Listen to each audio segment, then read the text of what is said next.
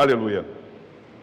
Meus queridos, essa palavra, ela, na verdade, desde ontem Deus está me incomodando com essa palavra. Eu cheguei até a pensar em mudar a palavra. Eu confesso a vocês, mas eu quando estava pensando nisso, Deus me trouxe um testemunho, né, uma experiência, melhor dizendo, que eu vou testemunhar aqui para vocês, que ocorreu há um tempo atrás na minha vida. Mas vamos orar antes de mais nada, vamos colocar esses momentos diante de Deus, para que o Espírito Santo venha realmente se mover aqui, e que o Senhor possa falar e ministrar as nossas vidas, em nome de Jesus. Pai, nós queremos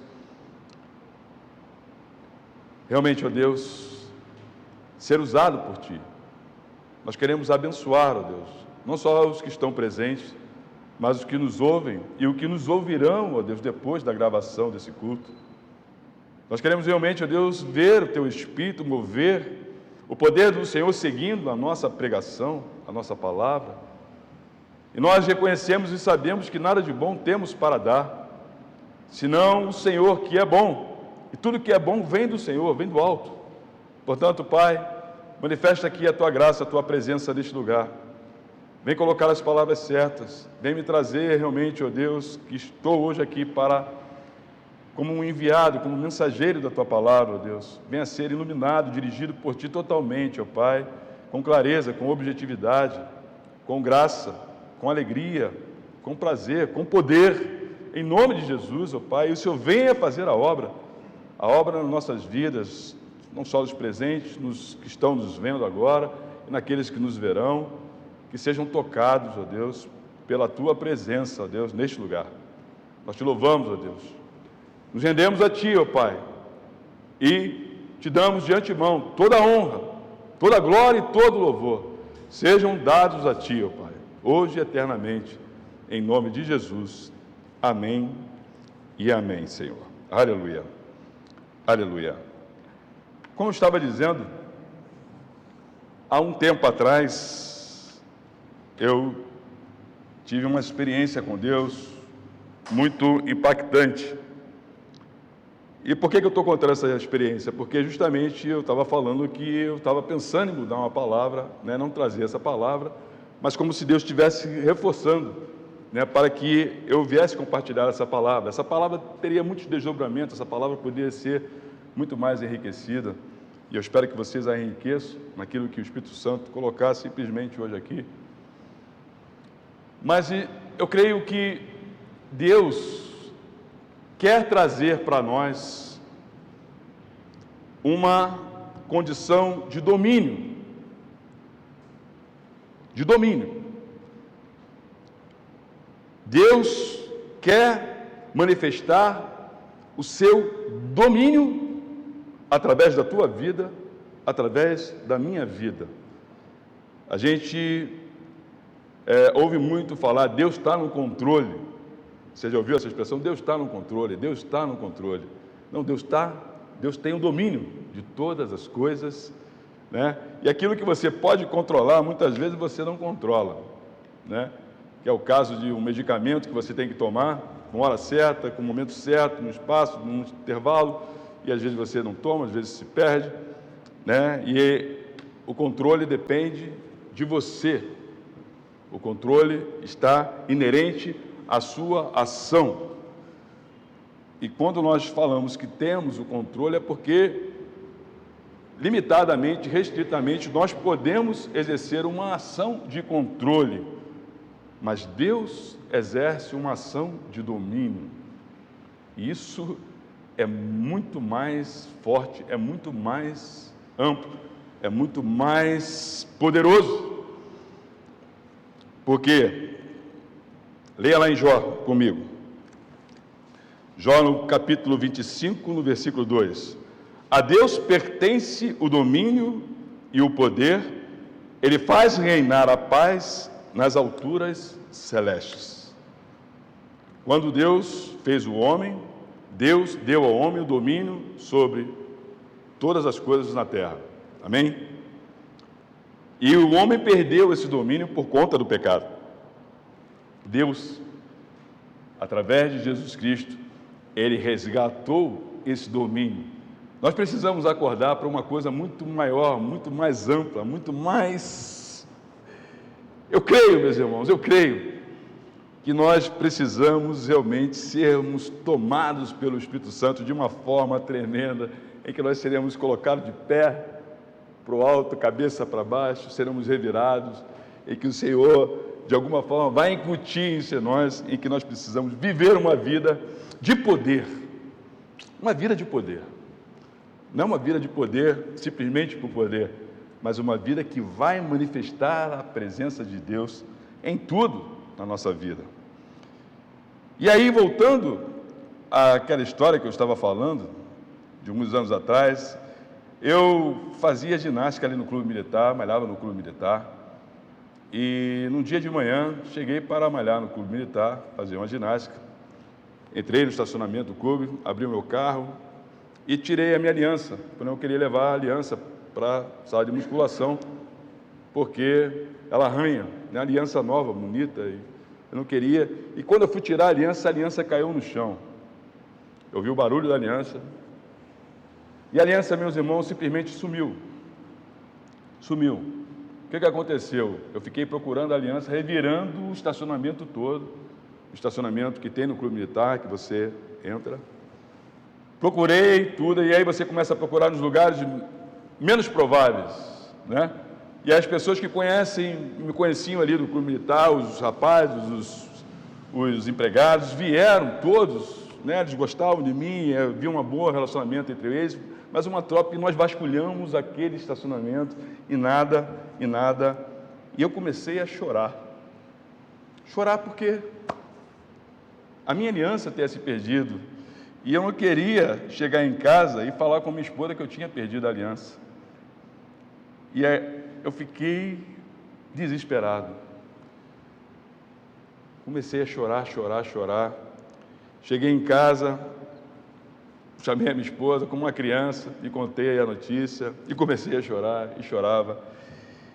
E durante uns dias, meu irmão, voltei lá no estacionamento mais tarde, não consegui nada. No dia seguinte, de manhã, nada.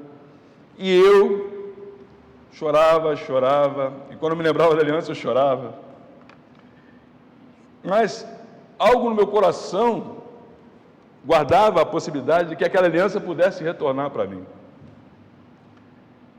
E eu não sei qual exatamente o dia na semana que aconteceu isso, mas eu fiquei ali, né, alguns dias, né, vivendo esse drama, né, eu chorava pelos cantos da casa, me lembrava da aliança, chorava, começava a chorar e pedindo a Deus para que Deus fizesse o milagre. No sábado, eu fui ao chaveiro, que eu tinha que fazer uma chave. Botei uma bermuda e fui ao chaveiro. Quando eu cheguei no chaveiro, eu botei a mão no bolso para puxar a chave que eu tinha carregado para levar. Junto com a chave, o que veio? A minha aliança. Meus irmãos, eu fiquei tão contente, acho que nem Copperfield poderia fazer algo como esse. Algo realmente, para mim,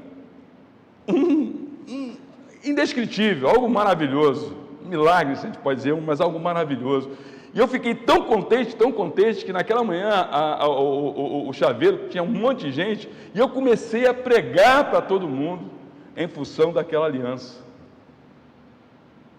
Eu comecei a falar de Jesus com aquelas pessoas, e eu chorava, e eu sorria, e eu gritava, foi uma cena assim, realmente muito atípica, muito atípica. E justamente Deus trouxe essa memória, algo que eu nem me lembrava mais, que eu nem me recordava, algo realmente tremendo.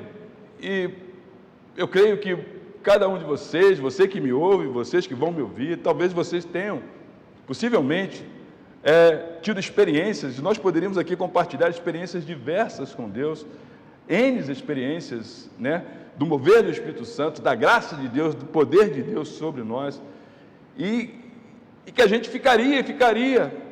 E essas coisas não aconteceram para ficarem esquecidas no passado.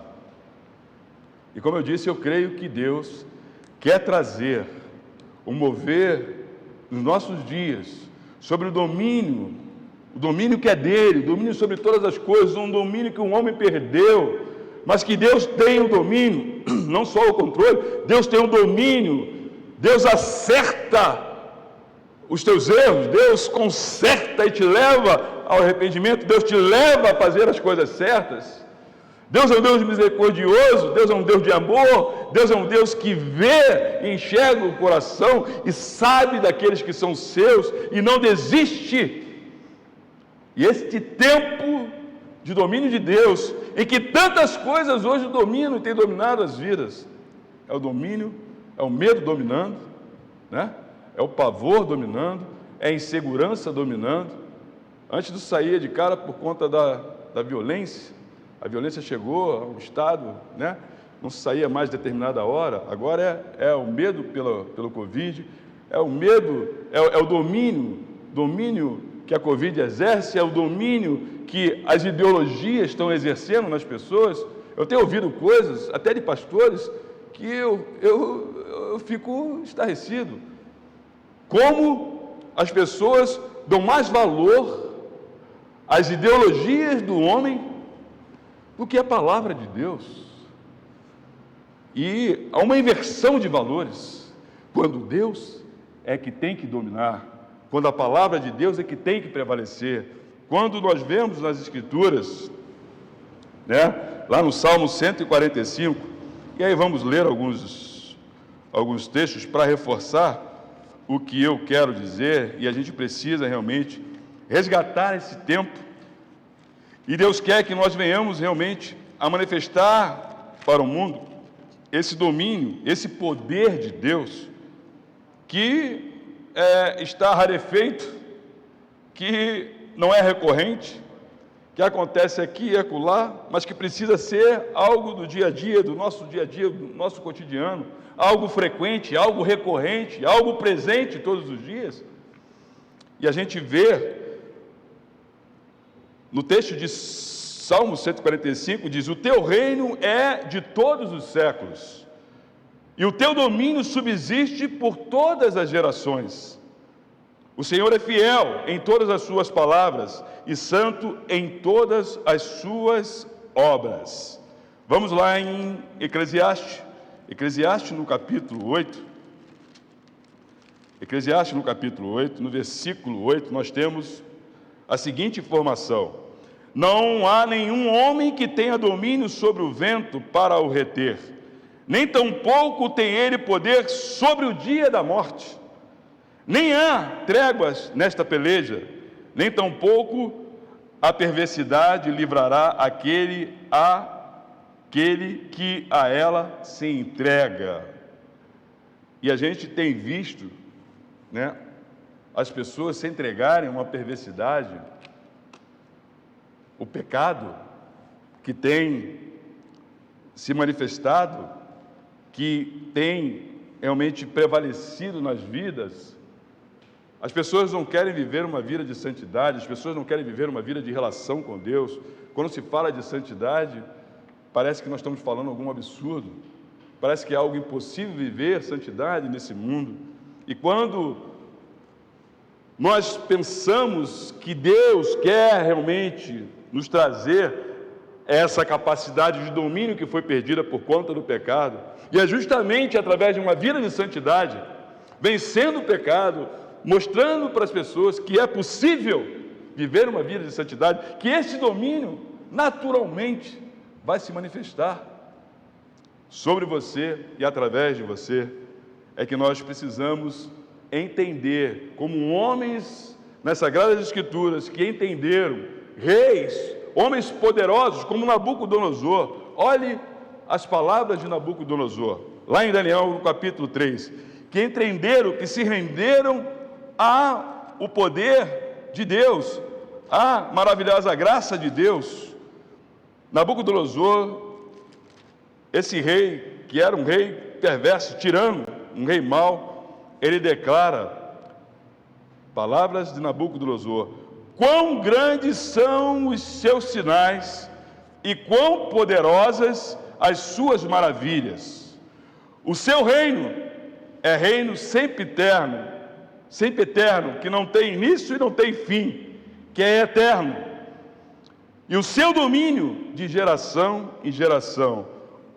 Lá no versículo 17, ele acrescenta: esta é a sentença e por decreto dos vigilantes, e esta ordem por mandado dos santos, a fim de que conheça os viventes que o Altíssimo tem domínio sobre o reino dos homens, e o dá a quem quer, e até ao mais humilde dos homens constitui sobre eles. Aleluia! Deus está falando, Deus manifestou-se de tal forma em que homens como Nabucodonosor, meus irmãos, que era um homem violento, um tirano, que reconheceu o poder de Deus, que reconheceu o domínio de Deus. A Babilônia naquela época era um império, era uma força. E nós, como filhos de Deus, nós temos vivido uma vida, eu diria, uma vida aquém daquilo que Deus deseja que nós vivamos. Nós precisamos, aí você pode, pastor, você está maluco, você está falando em domínio, a gente está querendo, receber as gotas do Espírito Santo, a chuva do Espírito Santo, a gente quer ver cura, a gente quer ver... Meus irmãos, eu creio que Deus quer trazer sobre nós o domínio que foi perdido lá por conta do pecado, um domínio que a gente tinha, poder para dominar as bestas feras, os animais, os pássaros, sobre toda a terra, em que as pessoas, em que a terra, em que o mundo se curvará à presença de Deus diante da tua vida. Eu creio que Deus quer trazer um tempo de resgate. A morte de Jesus na cruz não foi em vão. Se a gente olha para a vida de Jesus e vê o que Jesus fez, e ele fala que nós faríamos obras maiores, meus irmãos, é poder de Deus, é muito poder de Deus, é domínio do Senhor. Deus não tem um controle, Deus tem um domínio. Ainda que a oliveira não floresça, ainda que os pastos não tenham os seus gados, enfim, Deus suprirá, Deus trará a provisão, Deus manifestará, ainda que tudo seja contrário, Deus manifestará o seu domínio. E o domínio de Deus é um domínio que todos reconhecem, e todos têm que reconhecer. E essas pessoas que não entendem, que não sabem, que não conhecem, precisam conhecer esse domínio de Deus através da tua vida, da minha vida. Aleluia! Em Efésios, no capítulo 1, do versículo 1 a 15, nós temos a seguinte informação. Efésios, capítulo 1, versículo 15 a 25.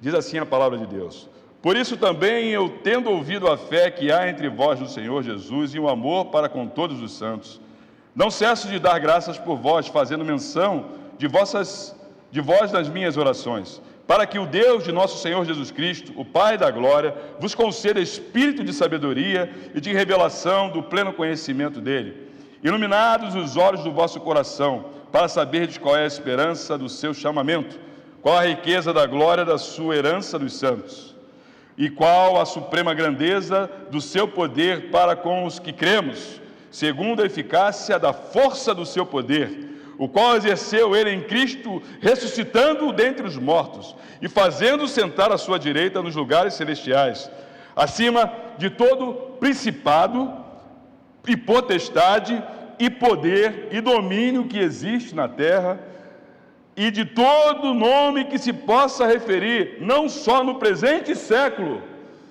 mas também no vindouro. E pôs todas as coisas debaixo dos seus pés, e para ser o cabeça sobre todas as coisas, o deu à igreja, a qual é o seu corpo, a plenitude daquele que a tudo enche em todas as coisas. Aleluia, aleluia, aleluia. Esse domínio, meus irmãos, ele não vem de graça. Esse domínio Jesus resgatou e conquistou por nós, mas há um trabalho a ser feito, há um dever de casa a ser feito. Há realmente que se ter uma fome, uma sede pela palavra de Deus, pela pessoa de Jesus Cristo, pela pessoa do Espírito Santo, de cada um de nós. Você pode ser uma chama que possa realmente despertar a igreja no Brasil. Você já pensou nisso? Se você for cheio do Espírito Santo, se Deus te tomar de uma forma extraordinária, possivelmente não haverá pastor, não haverá ninguém que possa realmente deter a manifestação da presença de Deus na tua vida, naquilo que Deus quer fazer. E se nós somos guiados pelo Espírito Santo, nós sabemos e entenderemos o que Deus quer fazer. Você entende o que eu quero dizer? Você compreende o que eu quero dizer? Deus pode mudar, Deus quer mudar o formato, Deus quer mudar a liturgia, Deus quer mudar a mesmice, Deus quer se revelar através de coisas novas, de momentos novos, especiais, de momentos ricos na tua vida, seja na igreja, seja na tua casa, seja onde você estiver, em que você realmente é fogo, é poder de Deus, e o domínio que está sobre ti venha se manifestar sobre as vidas em que não haverá potestade, em que não haverá principado, em que não haverá dominador, em que não haverá força do mal nas regiões celestes, que poderá impedir a manifestação da glória, da graça de Deus. Aleluia! Nós precisamos realmente acordar para isso. Em Hebreus, no capítulo 2, no versículo 8, nós temos o seguinte relato: todas as coisas sujeitaste debaixo dos seus pés. Ora, desde que lhe sujeitou todas as coisas, nada deixou fora do seu domínio. Agora, porém, ainda não vemos todas as coisas a ele sujeitas. Por quê? Porque há o pecado, e nós precisamos realmente eliminar o pecado. O pecado não pode existir, não pode haver ponta, não pode haver nada que possa macular, sujar, contaminar a presença de Deus na tua vida, nas nossas vidas. Aleluia! Em 1 Pedro, no capítulo 4, no versículo 11, nós temos mais a seguinte informação: se alguém fala de acordo com os oráculos de Deus. Se alguém serve, faça-o na força que Deus supre, para que em todas as coisas seja Deus glorificado por meio de Jesus Cristo, a quem pertence a glória e o domínio pelos séculos dos séculos. Amém. Aleluia!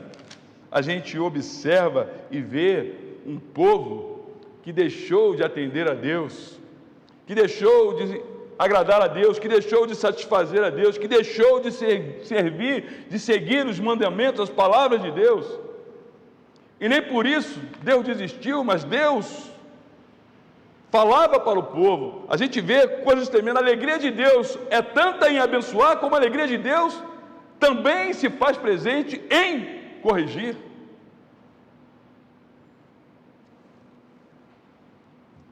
Nós vemos lá no início o primeiro deslizes, ou a consequência, dos deslizes por conta do pecado de Adão e de Eva. E a gente vê lá em Gênesis 4, um relato em que nós devemos tomar para a nossa vida, porque o pecado assedia, o pecado ele vem realmente tentando nos tirar a presença, nos levando realmente a satisfazer as concupiscências da carne. E Deus falou a Caim algo muito, muito interessante, muito importante, que a gente não pode perder de vista isso. A palavra de Deus, no capítulo 4 de Gênesis, versículo 7, para Caim foi: se procederes bem, não é certo que serás aceito? Se todavia procederes mal, eis que o pecado jaz à porta. O seu desejo será contra ti, mas a ti cumpre dominá-lo. Dominar a quem? O pecado. Dominar o pecado. E aí a gente precisa dominar o pecado. A gente precisa realmente se guardar, a gente precisa lutar, a gente precisa realmente nos colocar na presença de Deus. Se a gente percebe fragilidade, a gente percebe uma tendência, a gente percebe uma brecha, a gente percebe que nós não estamos respaldados assim para enfrentar, para lutar diante das situações da vida, que nós venhamos a nos fortalecer através da palavra do Senhor, porque se não for assim, o que acontece? Se proceder bem, eu aceito, eu acolho, mas se não proceder bem, eis que o pecado jaz à porta.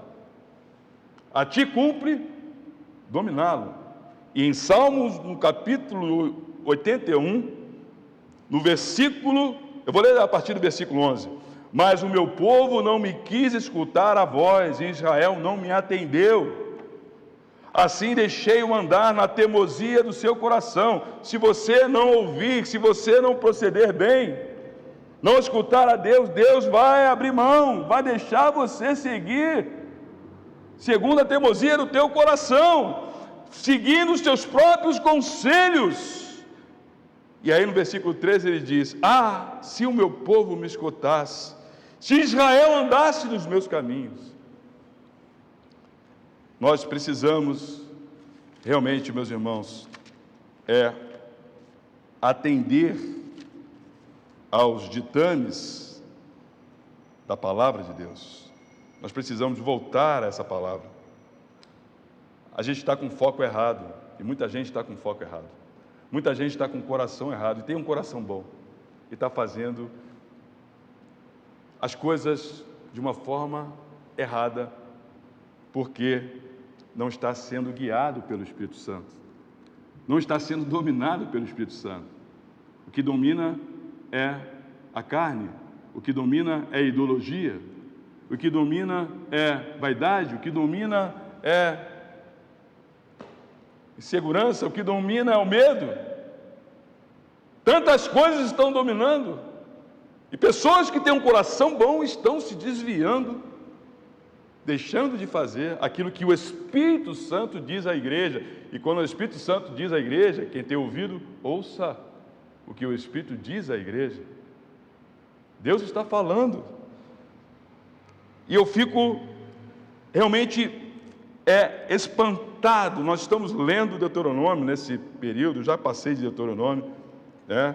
Talvez você já tenha passado na nossa leitura do dia a dia, mas em Deuteronômio tem algo muito interessante que a gente precisa prestar atenção, né?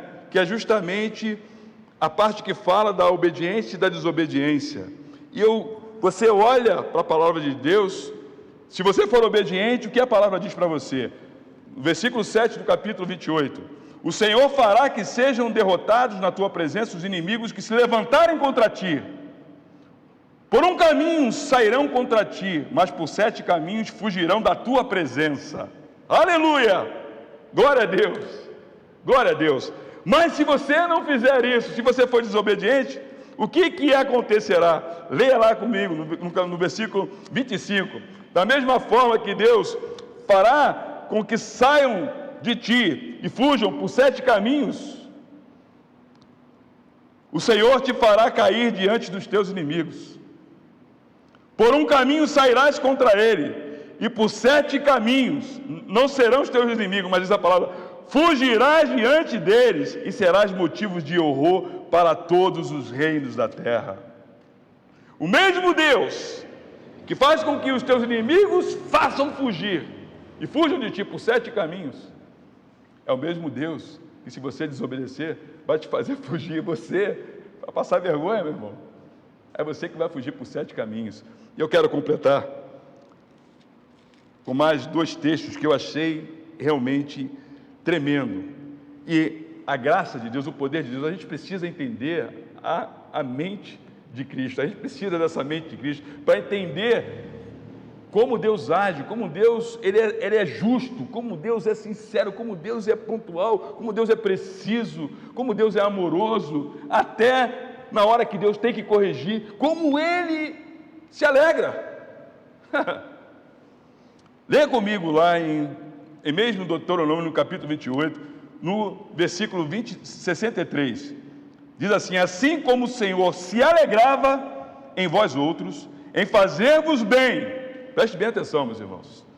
Assim como o Senhor se alegrava em vós outros, em fazer-vos bem e multiplicar-vos, da mesma sorte o Senhor se alegrará em vos fazer perecer e vos destruir.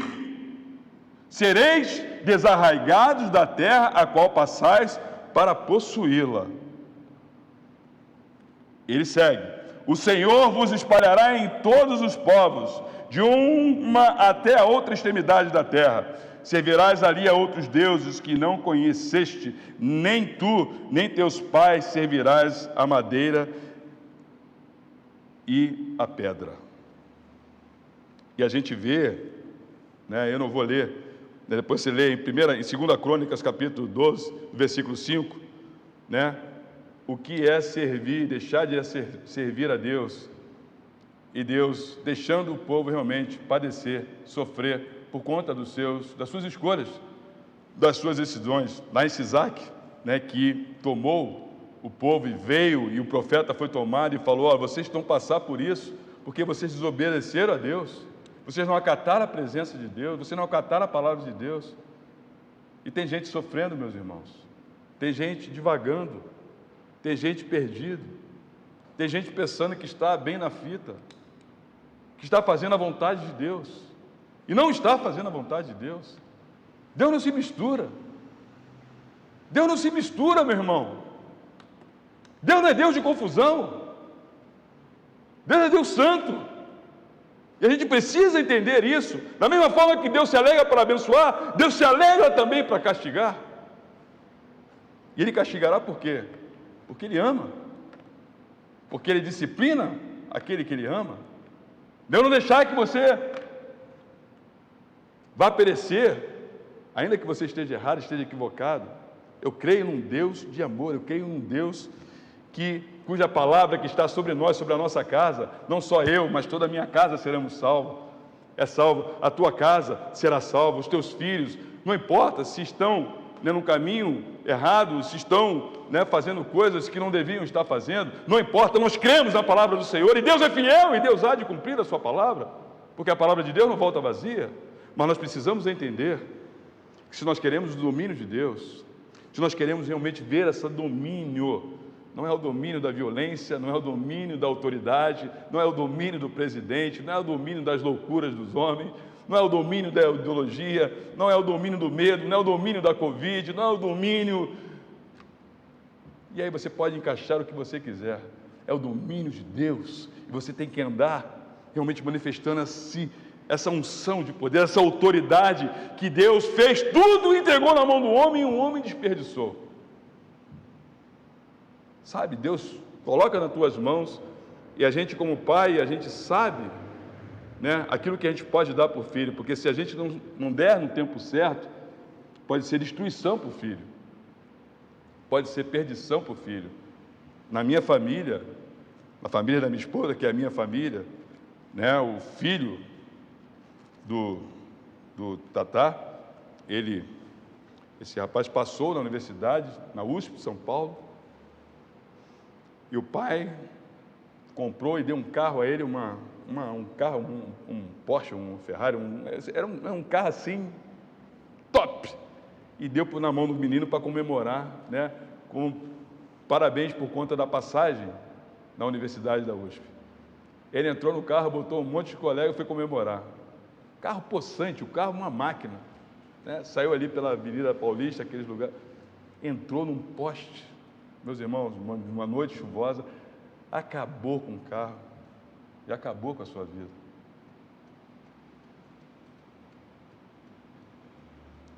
Não é à toa que a palavra de Deus diz que tem tempo para tudo, não é verdade? Tem tempo para tudo.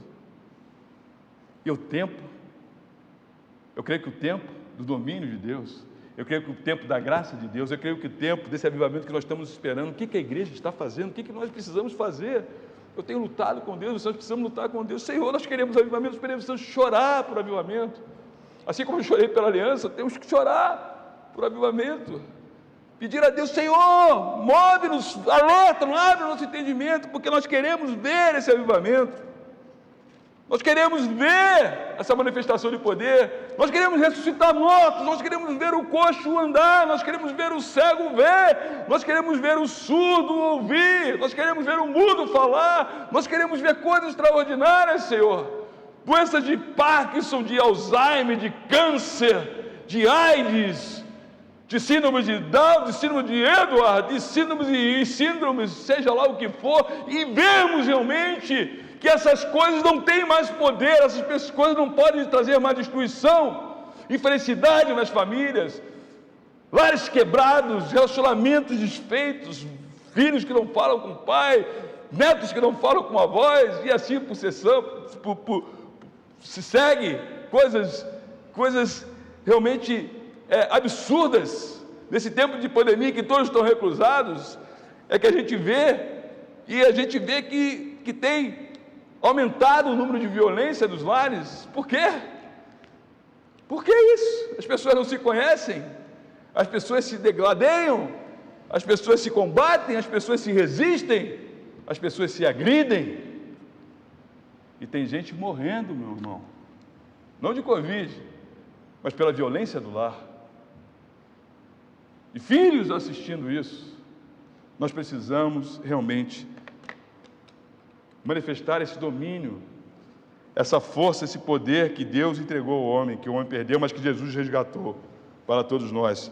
E eu quero fechar com um texto que é muito conhecido, em que nós pedimos todos os dias, e que nós queremos realmente que isso seja a tônica da nossa vida, que nós possamos chegar ao Senhor, e como diz a palavra, vinde a mim, todos que estáis cansados e sobrecarregados, e eu vos aliviarei. Tomai sobre vós o meu jugo e aprendei de mim, porque sou manso e humilde de coração, e acharei descanso para a vossa alma, porque o meu jugo é suave e meu fardo é leve. A gente precisa realmente se aproximar de Deus e aprender com Ele, na sua mansidão, na sua humildade, aprender o que Ele tem para nos ensinar, que é muita coisa, e se a gente se colocar diante de Deus, realmente desejosos de aprender, nós vamos aprender. Esquece tudo que você aprendeu até hoje, esquece tudo que você ouviu até hoje, eis que tudo se fez novo, é como se uma nova vida, e aí uma vida em que você vai buscar, e que você vai querer fazer, em que você vai chegar na igreja realmente, numa expectativa tremenda diante de Deus, com a vontade de chegar para o púlpito e falar, mas sem poder fazer isso, porque tudo tem que ter ordem e decência, e o profeta é sujeito, o Espírito é sujeito ao profeta, não o profeta é sujeito ao Espírito, e por mais que o Espírito Santo te mova, por mais que você tenha vontade, você tem que esperar a hora certa, para que Deus possa abrir a oportunidade, mas o teu clamor, a tua oração, a tua busca, tenha dúvida, não tenha nenhuma dúvida, não tenha nenhuma incerteza, mas creia que ela vai fazer a diferença na hora certa, no momento certo. Ela vai fazer porque Deus vai mover. Aleluia! E Deus conhece o teu coração, Deus conhece o meu coração, Deus conhece os nossos corações. Aleluia! Que o Senhor venha realmente manifestar aqui numa noite em que nós estaremos orando por curas e milagres, em que nós estaremos aqui abençoando vidas aqui, não só curas e milagres, problemas de relacionamento, de casal, de casamento, problemas de todas as ordens, mas que Deus venha se manifestar aqui sobre as nossas vidas em nome de Jesus. Amém? Aleluia! Nós vamos orar então, nós vamos aqui orar pelas pessoas que estão aqui. Eu vou chamar o pastor Aloysio, que está aqui, para me ajudar, para a gente acelerar esse processo, apesar de não ser muita gente, infelizmente, né? A gente lamenta que as pessoas não estejam aqui. Aleluia.